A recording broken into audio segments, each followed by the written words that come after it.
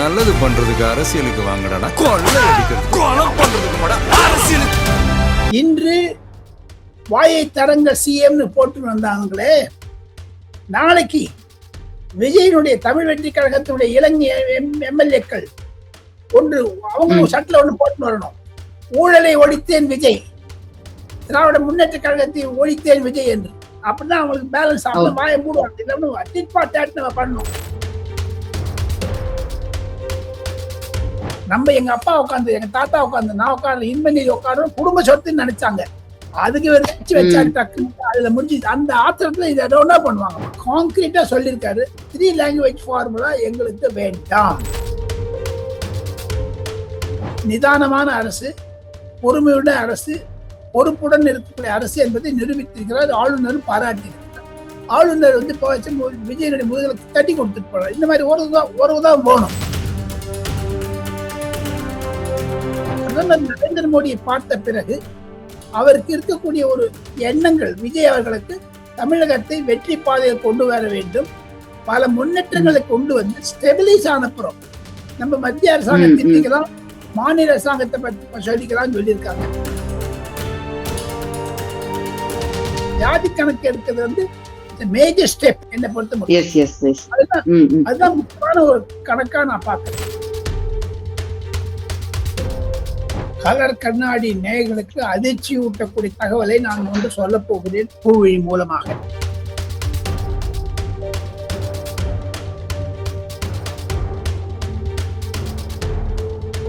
Colour கண்ணாடி நேயர்களுக்கு வணக்கம். இன்று நம்மளோடு இணைந்திருப்பவர் டெல்லியிலிருந்து ராஜகோபாலன் அவர்கள். வணக்கம் சார். நமஸ்காரம்மா. வணக்கம் சார்.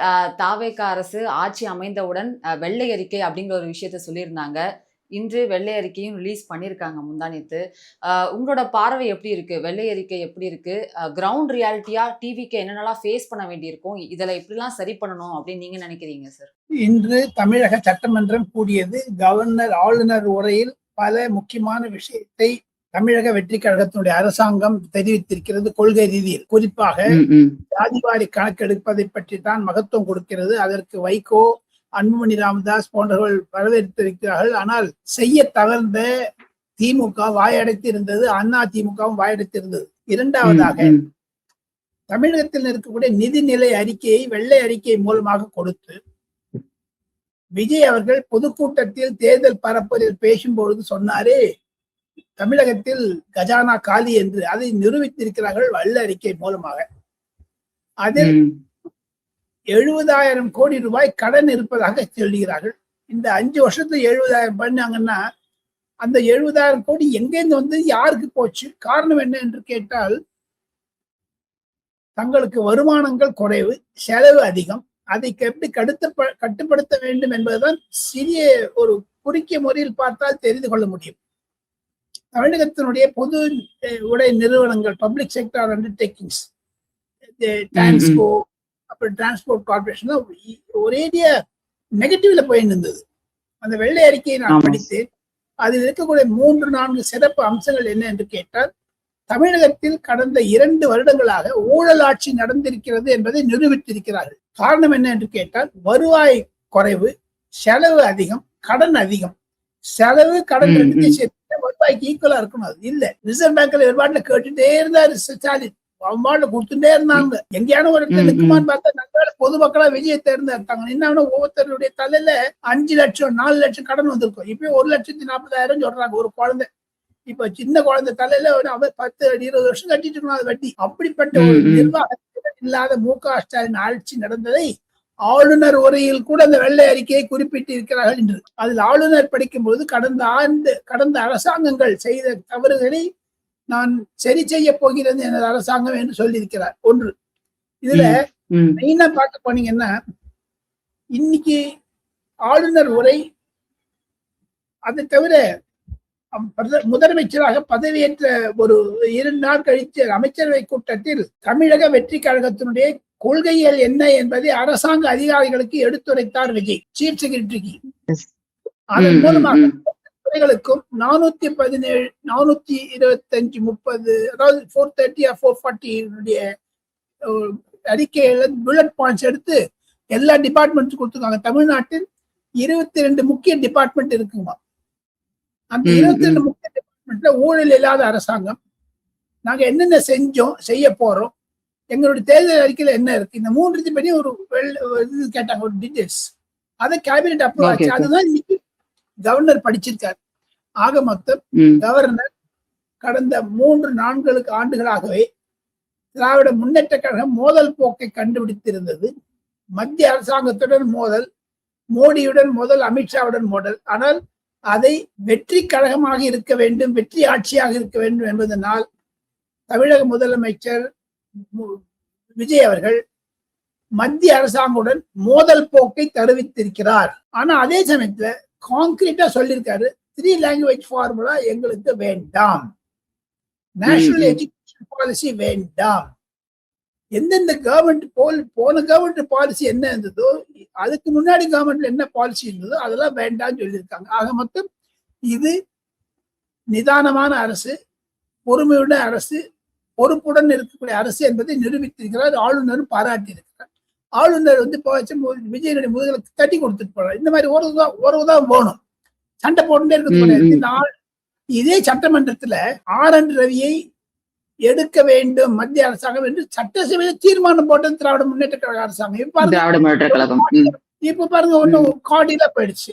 இதுதான் ஒரு ஆமா. பிரதமர் நரேந்திர மோடியை பார்த்த பிறகு அவருக்கு இருக்கக்கூடிய ஒரு எண்ணங்கள், விஜய் அவர்களுக்கு தமிழகத்தை வெற்றி பாதையில் கொண்டு வர வேண்டும், பல முன்னேற்றங்களை கொண்டு வந்து ஸ்டெபிலைஸ் ஆனப்புறம் நம்ம மத்திய அரசாங்கம் திட்டிக்கலாம், மாநில அரசாங்கத்தை பத்தி சொல்லிக்கலாம் சொல்லியிருக்காங்க. பட் இதுதான் முக்கியமான விஷயங்களை நான் பார்க்கிறேன். ஜாதி கணக்கு எடுக்கிறது மேஜர் ஸ்டெப் என்னை பொறுத்த முடியும். அதுதான் முக்கியமான ஒரு கணக்கா நான் பாக்குறேன். நீங்க இவ்வளவு நாள் இந்த ஃபீல்ட்ல இருக்கீங்க சார். நீங்க நிறைய பார்ட்டிஸ், நிறைய சட்டசபை எல்லாத்தையுமே நீங்க பார்த்திருப்பீங்க. முக்கியமா இதுல தாவேக அரசு இந்த சட்டப்பேரவையில என்ன மாதிரி நடந்துக்கும் அப்படின்றத தாண்டி திமுக இன்னைக்கு காலையில ஸ்டார்டிங்லே சட்டசபைக்குள்ள வரதுக்கு முன்னாடியே இந்த போராட்டம், வாய தரங்க சிஎம் அப்படின்ற ஒரு பேட்ச் குத்திட்டு வரதா இருக்கட்டும், இல்ல உள்ள வந்தோடனே உதயநிதி டக்குன்னு உக்காந்துடுற மாதிரி இருக்கட்டும், முதலமைச்சர் வரும்போது அவருக்கு மரியாதை கொஞ்சம் குறைவா கொடுக்கறதா இருக்கட்டும், இந்த மாதிரி நிறைய விஷயங்கள் நடக்குது. திமுக அதுக்கு முன்னாடி நிறைய விஷயங்கள் பண்ணிருக்காங்க, அமளியில ஈடுபட்டிருக்காங்க, தூக்கிட்டு வந்து வெளியில. இந்த சட்டசபையில முதல் முறை எம்எல்ஏக்களா இந்த சைடு நிறைய பேர் இருக்காங்க. இவங்க எல்லாம் ரொம்ப எக்ஸ்பீரியன்ஸா இருக்கிறவங்க, இதுக்கு முன்னாடி சட்டசபையில இருக்கவங்க. இப்ப இது திமுக எப்படி செயல்படும் நினைக்கிறீங்க சார் இந்த 3 நாள் சட்டசபையில? கலர் கண்ணாடி நேயர்களுக்கு அதிர்ச்சி ஊட்டக்கூடிய தகவலை நான் ஒன்று சொல்ல போகிறேன் பூவிழி மூலமாக. விஜய் அவர்களே, முதலமைச்சர் அவர்களே, என்னுடைய முதிர்ச்சி காரணமாக எனக்கு 45 ஆண்டு காலம் நாடாளுமன்றத்தை ரிப்போர்ட் பண்ண ஒரு சாதனை எனக்கு இருக்கிறது. காரணம் என்ன என்று கேட்டால், லோக்சபா ஸ்பீக்கர் சோம்நாத் சாட்டர்ஜி என்பவர் எனக்கு ஒரு சின்ன அடையாளமே கொடுத்திருக்காரு, லாங் அண்ட் டிஸ்டிங்விஷ்ட் ஜேர்னலிஸ்ட். எனக்கு இருக்கக்கூடிய ஒரே ஒரு தாபங்கள் விஜய் மீது, தமிழக வெற்றி கழக அரசாங்கத்தின். இன்று வாயை தரங்க சிஎம்னு போட்டு வந்தாங்களே, நாளைக்கு விஜயனுடைய தமிழ் வெற்றி கழகத்தினுடைய இளைஞ எம்எல்ஏக்கள் ஒன்று அவங்களும் சட்டில் ஒன்று போட்டு வரணும், ஊழலை ஒழித்தேன் விஜய், திராவிட முன்னேற்ற கழகத்தை ஒழித்தேன் விஜய் என்று. அப்படிதான் அவங்களுக்கு பேலன்ஸ். அப்படி வாயை மூடுவாங்க. இல்லைன்னு டிட்பாட் நம்ம பண்ணணும். அதை விஜயோ அல்லது நிர்மல் குமார பண்ண ஒரு 5 எம்எல்ஏ போட சொல்லுங்க, வாயை அடிச்சிருவாங்க. எல்லாரும் பண்ணணும்னு அவசியம் இல்லை, மந்திரிகள் போட வேணாம். தமிழக வெற்றி கழகத்துடைய எம்எல்ஏக்கள் அதற்கு ரிட்டார்ட் பண்ணணும், சேலஞ்சு பண்ணணும். அப்பதான் சரி. ரெண்டாவது, நான் 2-3 விதத்தை எதிர்பார்க்கிறேம்மா. அவங்க சட்டசபையில அமளி வரும்னு நான் எதிர்பார்க்கிறேன். சூட்டு கொண்டு வந்துருவாங்க உள்ள. இது ஃபர்ஸ்ட் டைம் எம்எல்ஏக்களுக்கு தான் ஒரு சின்ன ஸ்பார்க் இருந்தா போலும் பத்தி எரிய ஆரம்பிச்சிடும். கடகடன்னு ஏதாவது ஒரு வாக்குவாதங்கள் பெருந்த முத்து வாக்குவாதம் it may lead to clash, அடிதடி கூட போனாலும் போகலாம். அதை காரணம் என்று கேட்டால் ஆதவர்ஜுனா மறைமுகமாக சொல்லி காண்பித்தார். மதுராந்தகத்தில் அந்த அதிமுக நண்பர்கள் எல்லாம் தமிழ் வெற்றி கழகத்தை சேர்ந்த விழாவில் ஆதவர்ஜுனா சொன்னார், ஜெயலலிதா பதவியை உருவின போது இதே துரைமுருகனும் வேடிக்கை பார்த்திருந்தாங்கன்னு. ஆக மொத்தம் அந்த மாதிரி நிகழ்ச்சிகளை வரவிடாமல் பண்ண வேண்டியது முதலமைச்சருடைய கடமை. ஆனால் எதிர்கட்சிகள் தூண்டினால் தமிழ் வெற்றி கழகத்தினுடைய எம்எல்ஏக்களை அடக்க முடியாத நிலைமையில் விஜய் போனாலும் போகலாம் என்பதுதான் என்னுடைய கருத்து. எனினும் சட்டசபையில அமல்படுவாங்க. இந்த மாதிரி ஒரு பொது ஜன சமயத்துல பப்ளிசிட்டிக்காக பண்றாங்க. அந்த டாப் ஆஃப் இட் பூவிழி எனக்கு ஒன்னே ஒரு சொல்லுங்க, இது இந்த இந்த ஆத்திரம் இருக்கு பாருங்க, உதயநிதி ஸ்டாலினுக்கு எதிர்க்க உட்கார்ந்து நம்ம எங்க அப்பா உட்காந்து, எங்க தாத்தா உட்காந்து, நான் உட்காந்து, இன்பநிதி உட்காந்து குடும்ப சொத்துன்னு நினைச்சாங்க. அதுக்கு வச்சாரு டக்குன்னு, அதுல முடிஞ்சு அந்த ஆத்திரத்துல இதை என்ன பண்ணுவாங்கம்மா. அந்த எப்படி நரேந்திர மோடி அவங்க உட்கார்ந்து 15 வருஷமா 14 வருஷமாக காங்கிரஸ் தலைவர்களுக்கு குறிப்பாக ராகுல் காந்திக்கு பிடிக்கவில்லை என்று ஓப்பனா சொல்றாங்க. அவங்க பொதுமக்கள் தேர்ந்தெடுத்திருக்காங்க. அதே மாதிரி தமிழ்நாடு அரசாங்கம் விஜய்க்கு தேர்ந்தெடுத்திருக்காங்க. 108 எம்எல்ஏ கொடுத்திருக்காங்க. 1 இல்ல 2 இல்ல. ஏன் உங்களுக்கே இங்க 40-50 வச்சிருக்காங்க? ஏன் விஜய் தொங்கு அரசாங்கம் தான் இருக்கிறது, யாரும் இல்லைன்னு, கோயிலேஷன் கவர்மெண்ட் தான் யாரும் இல்லைங்கிற. ஆனால் இவருக்கு 108 இருக்குதுங்களே. ஆக மொத்தம் இனி திராவிட முன்னேற்ற கழகம் செய்யக்கூடிய அந்த அலற்றல் பிளஸ் வன்முறை இதையெல்லாம் ஒடுக்க வேண்டும். இல்லை என்றால் விஜய் அவர்களே வரக்கூடிய சட்டசபைகள் எல்லாம் அவங்களுக்கு எல்லாம் வால் துளு விட்டு வச்சுன்னு வச்சுங்க, வாழை ஒட்டம் நெருக்கணுங்க. இந்த சமயத்துல ஃபர்ஸ்ட்லயே நீங்க பண்ணலைன்னா லாஸ்ட் மட்டும் அது போங்க, உங்களுக்கு பிரச்சனை ஆகிடும். விஜயை பொறுத்து மட்டும் நான் கடந்த 3-4 மாதங்களாக நேரடியில் பார்க்க, அதாவது தொலைக்காட்சியில் எனக்கு அவர் தெரியாது, அவருடைய அணுகுமுறையில் பாத்தீங்கன்னா கரூர் சம்பவம் முடிஞ்ச உடனே 15 நாளைக்கு வாய முடிந்தார். அப்பதான் ஒரு வீடியோ கொடுத்தார், சைலண்ட் மேன். அவர் ரியாக்ட் பண்றது கிடையாது. யார் ரியாக்ட் பண்ணா கட்சிக்காரன் பண்ண சொல்லிடு, தான் ஒண்ணுமே பதற்றம் அடைவது கிடையாது, அக்ரெஷன் கிடையாது, அவற்றுக்கு நிதான போக்கு. இல்ல அப்படின்னா இன்னைக்கு பாருங்க, இந்த ஆளுநர் கூட ஸ்மூத்தா முடிஞ்சிச்சு பாருங்க. பதவியேற்பு விழாலேயே சொல்லிட்டாரு, நான் டிரான்ஸ்பரண்டா இருப்பேன், எனக்கு பொதுமக்களுடைய நலன் தான் முக்கியம், மீதி எல்லாம் எனக்கு ஒண்ணுமே ஆளுமே ஜானதான் இங்கே சொல்றாங்க, தொலைஞ்சு போறாங்க. இதுக்கு எனக்கு பொதுமக்களுடைய ஒரு நல்ல எண்ணங்கள், அவங்க நல்ல வாழ்வுதான் எனக்கு தேவை என்பதை காரணம் என்று கேட்டால், அந்த பதவியேற்பு விழாவில் நான் பசியை பார்த்திருக்கிறேன், பட்னியை பார்த்திருக்கிறேன் என்றுதான் சொன்னார். அதனுடைய ரூபமாகத்தான் எனக்கு தெரிவது இன்று அவர் சைலண்டா இருக்கார். இந்த மாதிரி சைலண்டா இருந்தீங்கன்னா உங்க தலைமையில ஏறி உட்காந்துப்பாங்க திமுக காரங்க. பி கேர்ஃபுல் தான் ஒரு எச்சரிக்கை விட ஆசைப்படுகிறேன் கலர் கண்ணாடி மூலமா. அதே மாதிரி ஆளுநர் அவர்கள் நிறைய விஷயங்கள் இந்த கவர்மெண்ட் இதுவரையும் பண்ணிருக்கிறதையும் சொல்லியிருக்காரு. இதுக்கு முன்னாடி நான் இதுக்கப்புறம் பண்ண போறதையுமே அவர் ஆளுநர் நல்லா எக்ஸ்பிளைன் பண்ணாரு. உண்மையை சொல்லணும்னா ஒரு பயங்கரமான எலிவேஷன் கொடுத்தாரு முதலமைச்சர் விஜய்க்கு அப்படின்னே சொல்லலாம். அது அவர் எம்ஜிஆருக்கு அடுத்து இந்த மாதிரி இருக்கட்டும், மக்கள் எஜமானர்கள் அவர்கள் தேர்ந்தெடுத்த முதல்வர் தான் விஜய் அப்படின்ற மாதிரி விஷயங்கள் சொல்றாங்க. ஆனா எதிர்கட்சியா இருக்கக்கூடிய உதயநிதி அவர் எப்படி சொல்றாருன்னா, இது ரீல்ஸ் கண்டென்ட் மாதிரி அவங்க எழுதி கண்டென்ட் அப்படியே படிச்சுட்டு போயிட்டாரு அப்படிங்கிற மாதிரி ஒரு விமர்சனத்தையும் உதயநிதி ஸ்டாலின் அவர்கள் வைக்கிறாரு. சார், தாங்கள் கேட்ட கேள்விக்கு ஒரே ஒரு பதில், உதயநிதி ஸ்டாலினுக்கு வயத்தெச்சல், உதயநிதி ஸ்டாலினுக்கு பொறாமை, உதயநிதி ஸ்டாலினுக்கு அரசியல் தெரிந்திருந்தாலும் தெரியாத மாதிரி ஆக்ட் பண்றாங்க. அதுக்குதான் இன்னைக்கு சீட்டு குமார் மந்திரி நல்லா பதில் சொல்லிட்டாரு. உதயநிதிக்கு ஒரு சவால் விட்டாரு, நீங்க 5 வருஷமா இருந்தீங்க, நாங்கெல்லாம் சட்டசபைக்கு நீங்க 5 வருஷமா இருந்தீங்க, கவர்னர் உரை முடிந்தவுடன் ஹவுஸ் அட்ஜர்ன் ஆயிடும், சபை ஒத்திக்க வைக்கப்படும். நாளை முதல் பல மந்திரிகள் பேச ஆரம்பிப்பாங்க. நாளைக்கு முதலாக உதயநிதி தான் பேச போறாரு. அப்ப பதில் சொல்லும் போது பதில் சொல்லிட்டு எல்லாத்தையும் பதில் சொல்லிடுவாரு. நீங்க ஏன் இப்ப பேசுறீங்கன்னு கேட்கறீங்கன்ட்டு ஒரு அந்த உதயகுமார் ஒரு குற்றச்சாட்டை வைத்தார். அந்த அசம்பிளி ப்ரொசீஜர் தெரிஞ்சா கூட தெரியாத மாதிரி ஆக்ட் பண்றாங்க. காரணம் என்ன என்று கேட்டால், தமிழ் வெற்றி கழகத்தில் இருக்கக்கூடிய எம்எல்ஏக்கள்லாம் சட்டாண்டப்பலா நம்மளாம் 50 வருஷமா இருந்திருக்கேன் நேத்தி வந்தவங்க அப்படிங்கிற ஒரு துச்சமான எண்ணம். அதுதான் உதயநிதி கட் பண்ணும். நாளைக்கு 3 மந்திரிகள் பேச இருக்கிறார்கள் என்று நான் கேள்விப்படுகிறேன். நல்ல சாட்டாடி அடிப்பாங்க பாருங்க திமுக, அதுதான் ரகல வரும்.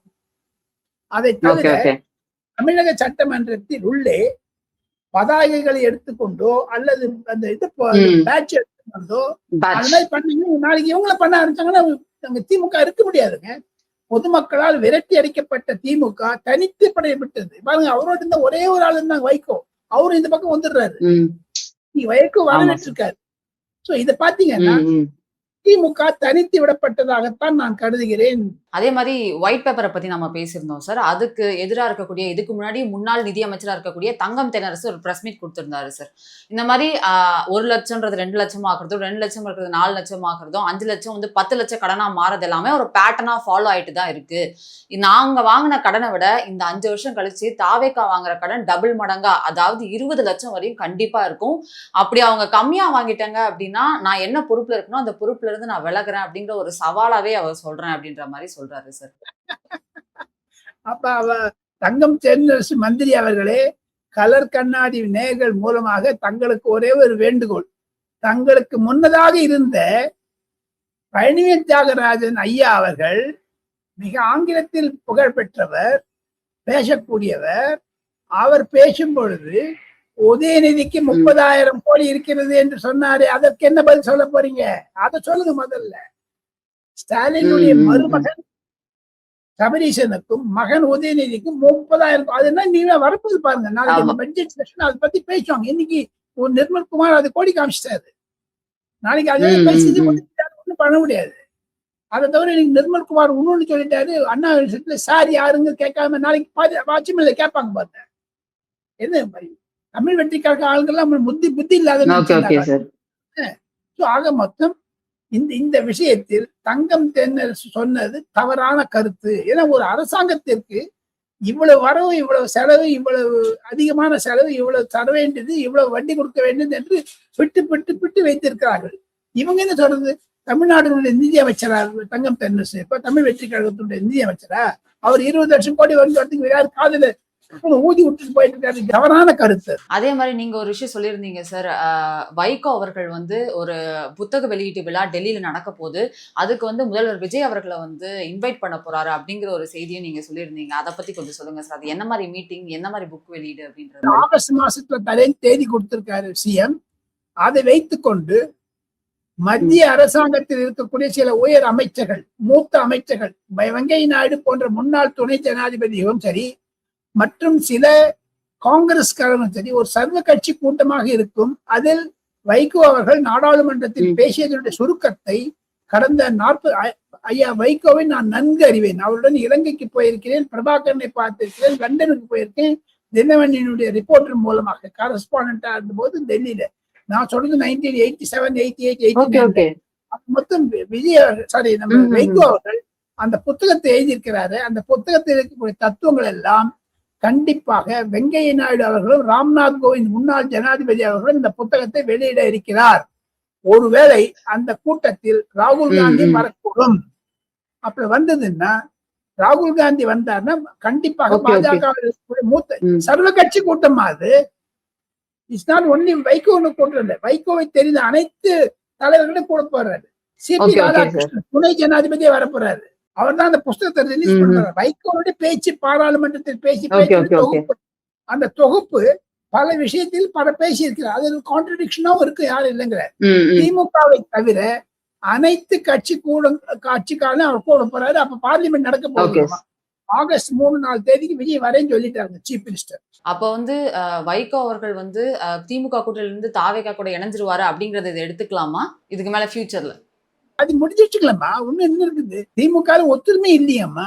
இன்னைக்கு பாருங்க, தனியா வந்தாரு, தனியா போனாரு. உதயநிதி பக்கத்துல சேகர் பாபு யாருமே கண்டுக்கல. பாத்தீங்கன்னா நீங்க, நான் தொலைக்காட்சி மூலமாக பார்த்தேன் டெல்லியில இருந்து. அதை பாத்தீங்கன்னா ஒத்துமை கண்டுக்கல. KN பக்கத்தே இருக்காரு. அது கூட சேகர் பாபு ஸ்டாலின் சண்டை போட்டு வெளில போட்டாங்க. அவ்வளவு பக்கத்தை சேர்க்கறது கிடையாது சேகர் பாபு. சோ என்னை பொறுத்த மட்டில் கடைசியாக ஒன்றே சொல்லணும். கண்டிப்பாக இந்த கூட்டத்தில் பல பெருமைகளை சேர்த்து கொண்ட தமிழக முதலமைச்சர் விஜய்க்கு பல பாராட்டுதல்கள் குவிந்த வண்ணம் இருந்தாலும் சில யதார்த்தங்களை அவர் எதிர்நோக்க வேண்டியதாகத்தான் இருக்கும். நம்ம வந்து பிளஸ் மைனஸ், பாசிட்டிவ் நெகட்டிவ் ரெண்டுத்துமே சொல்றோம். இதுல கண்டிப்பாக மின்சாரிய வாரியத்தின் மூலமாக ஒரு வெள்ளை அறிக்கை வர கூடிய விரைவில் ஒவ்வொரு டிபார்ட்மெண்ட்ல எந்தெந்த அமைச்சர் என்னென்ன ஃப்ராடு பண்ணாங்க திமுக வெளிச்சமா பண்ண போறாங்க. அந்த கீர்த்தனா அம்மா கூட இண்டஸ்ட்ரீஸ் மினிஸ்டர்ல எவ்வளவு ஃப்ராடு பண்ணாங்க, TRP ராஜாங்க சொல்ல போறாங்க. அது ஒரு வெள்ளை அறிக்கை வரப்போகுது. குறைஞ்சது 5 வெள்ளை அறிக்கை வரப்போகுதுமா இந்த விஜய் மூலமா, அரசாங்கத்தின் மூலம். அதுல இவங்க அது இன்னும் டாப் ஆஃப் தி வேர்ல்டுல போய் சொன்னமான இந்த 5 அறிக்கைகளுடைய சமாதான ஒரு போக்கு என்ன என்று கேட்டால், கடந்த 5 வருடங்களாக திமுக அரசு செய்தது ஊழல் அரசு என்று வருகிறது. சுப்ரீம் கோர்ட்டினுடைய சிட்டிங் ஜட்ஜை வச்சோ இல்ல ரிட்டையர்ட் ஜட்ஜை வச்சோ இந்த வெள்ளை அறிக்கைகளில் செய்த ஊழலை பற்றி விசாரிப்பதற்காக ஒருவேளை உதயநிதி ஸ்டாலினையும் கைது செய்தாலும் செய்யலாம், ஸ்டாலினை கைது செய்யாலும் அதுதான் இந்த ரோடு போடுறாங்க. இப்போ ஒன்னே ஒண்ணு பொறிச்சு வச்சுங்க, எல்லா வெள்ளை அறிக்கை சேர்த்து வச்சாலும் வச்சுக்கோ, அதுவே ஒரு ஊழல் குற்றச்சாட்டு தானே. நீங்க செஞ்ச ஊழல் தானே அதெல்லாம். அதற்கு வழிவகுக்கும் விசாரணை கமிஷன் கண்டிப்பா அந்த விசாரணை மூலமாக கண்டிப்பாக ஸ்டாலின் அரசுக்கு மேல் கேள்விக்குறி வரும். பொதுமக்களால் தோற்கடிக்கப்பட்ட ஸ்டாலின் இப்பொழுது கண்டிப்பாக சிறையில் அடைக்கப்பட்டாலும் படலாம். அதுதான் சில அதிகாரிகள் செய்து கொண்டிருக்கிறார்கள் மறைமுகமாக, திரைமறைவில் அந்த வேலையை. உதயநிதி என்னதான் பேசிட்டு நாளைக்கு அசம்பிளியில, பட் ஒன் டே அவர் மீது இந்த விசாரணை கமிஷன் போச்சுன்னா ஒன்னும் பதில் சொல்ல முடியாத ஆயிடும். திருச்சி கிழக்குல முதல்வர் விஜய் அவர்கள் வந்து அவரோட எம்எல்ஏ ராஜினாமா பண்ணாரு. இனிகோ எரிதிராஜ் வந்து அந்த ராஜினாமாக்கு எதிராக வழக்கு தொடர்ந்து நான் அங்க வந்து வெற்றியாளரா இருக்கணும் அப்படிங்கிற மாதிரி ஒரு விஷயத்தை வந்து எலெக்ஷன் கமிஷன்ல கேட்டிருக்காரு சார். அதே மாதிரி செங்கோட்டையன் அவர்கள் கோபிசெட்டிப்பாளையத்துல அவரோட வெற்றிக்கு எதிராக ஒரு வழக்கு. இந்த மாதிரி தாவேக்கா எங்கெங்கெல்லாம் ஜெயிச்சிச்சோ அங்கெல்லாம் வந்து அவருக்கு எதிரான வழக்குகள் வந்து போடப்பட்டது சார் அடுக்கடுக்கா. இது வந்து நியாயமான விஷயமா, இல்ல இது வழக்கு போட்டா இது எப்படி சொல்றாருன்னா, அவரு இந்த வழக்கு நடக்கிற வரையும் அந்தந்த தொகுதியில வந்து இடைத்தேர்தலே நடக்கக்கூடாது அப்படிங்கிற மாதிரி விஷயத்தையும் முன்னெடுக்கிறாரு சார். ஜனநாயகத்தினுடைய முக்கியமாக இருப்பது தேர்தல். ஜனநாயகத்தில் ஒரு நடனம் என்று சொல்லுவார், டான்ஸ் ஆஃப் டெமோக்ரஸி. அதுல தேர்தலை நிறுத்துவது என்று சொன்னால் அப்ப ஜனநாயக கட்சி அது எதற்காக சொல்ல முடியும்? ஒரு தேர்தல் முடிஞ்சு இடைத்தேர்தல் வந்தால் அதை நிறுத்துங்கன்னு எப்படிங்க சொல்ல முடியும்? நீங்க அது எலெக்ஷன் கமிஷன் முடிவு செய்ய முடியாது, கோர்ட்டோடு முடிவு செய்ய முடியாது. Unless law and order problem, அது இயற்கை சூழ்நிலையில் காற்றோ புயலோ டார்னிடோவோ சுனாமியோ வந்து அந்த மாதிரி நிறுத்துவாங்களே தவிர அது கூட 1 மாசம் 2 மாசத்துக்கு. இப்ப ஜனவரியில் வச்சாங்கன்னா ஏப்ரல் எலெக்ஷன் வச்சுப்பாங்க. 6 மாதத்துக்கு மீது நீங்களா தள்ளி போட முடியாதுமா. சட்டசபை அம்பேத்கர் அந்த சட்டத்துல இருக்குது, ஒரு வேகன்சி 6 மந்த்ஸ்க்கு மேல இருக்க முடியாது. 6 மாசத்துக்குள்ள நீங்க எலெக்ஷன் வச்சாகணும். அது தேர்தல் கமிஷன் நிரந்தரமா இருக்குது.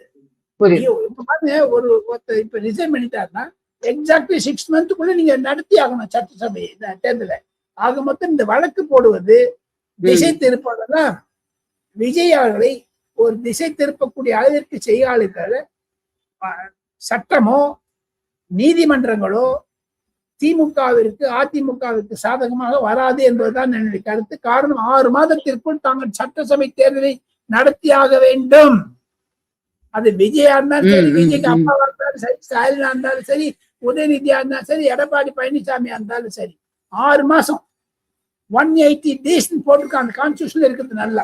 இப்ப நீங்க சொன்னீங்க சார் 6 மாசத்துக்கு டிஸ்டர்ப் பண்ண முடியாது அப்படின்னு சொன்னீங்கல்ல சார். இப்ப ஜூனியர் விகடன்ல வந்து ஒரு ஆர்டிகல் வெளிவந்திருக்கு சார். திமுக சார்பில் ஆபரேஷன் ஸ்பீக்கர் அப்படின்னு சொல்லி ஒண்ணு கொண்டு வரதாவது, அதாவது தாவேகா ஆட்சி மேல நம்பிக்கை தீர்மானம் கொண்டு வரதை தாண்டி சபாநாயகர் மேல நம்பிக்கை தீர்மானம் கொண்டு வந்தா ஆட்சி கவிழ வாய்ப்பு இருக்கு. ஏன்னா இப்ப கணக்கு வந்து 229 இருக்கு அப்படின்னு சொல்றாங்க சார். அது உண்மையா? அந்த மாதிரி நடக்கலாம் வாய்ப்பு இருக்கா? போய்மா இப்ப லோக்சபால ஸ்பீக்கருக்கு எதிர்த்து கொண்டு வந்தாங்க, ஓம் பிர்லாவை எதிர்த்து, அவங்க ஜெயிச்சுட்டாங்க. ஆளுங்கட்சியா இருக்கும்போது சொல்லிடுவாங்க. இப்போ ஆளுங்கட்சிக்கு எல்லா சைட்ல இருந்தும் வரவேற்பு இருக்கிறது. அதை தவிர நம்பிக்கையில்லா தீர்மானம் கொண்டாங்கன்னா அந்த 7 எம்எல்ஏ இப்ப ரிசைன் பண்ணிருக்காங்கல்ல, சி விஜயபாஸ்கர் உள்பட, அவங்க எல்லாம் சட்டசபையில் வர முடியாது. அப்ப 227 தான் இருக்கும். இவங்க 227 50% இவர்கிட்ட நம்பர் இருக்குது. இவர்கிட்ட ஒண்ணு என்ன தேவை? இப்ப நம்ம விஜய் கிட்டக்க கண்டிப்பாக அதிகமான நம்பர் இருக்கிறதுனால நம்பிக்கையில்லா தீர்மானம் கொண்டாங்க. திருப்பி அதிமுக தான் உடையும், திமுக உடையும். அதெல்லாம் அவர் they must also consider that தான் என்னுடைய கருத்து. ஓகே சார், இங்க தேவையான தகவல் கொடுத்தது ரொம்ப நன்றி sir. Thank you so much. Thank you.